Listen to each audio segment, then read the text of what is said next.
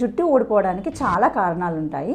First reason మేల్స్లో చూసుకోవాలి. ఫీమేల్స్లో వచ్చేసి thyroid levels check చేసుకోవాలి.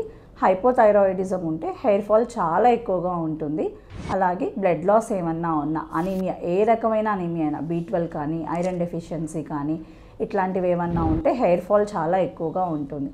Per day 100 strands of hair అనేది ఓడడం చాలా నార్మల్. అండ్ ఎవ్రీ హెయిర్కి ఒక ఫేజ్ ఉంటుంది. ఆ ఫేజ్లో షట్ డౌన్ అయిపోతూ ఉంటుంది, టీలోజన్ ఫేజ్ అంటాము.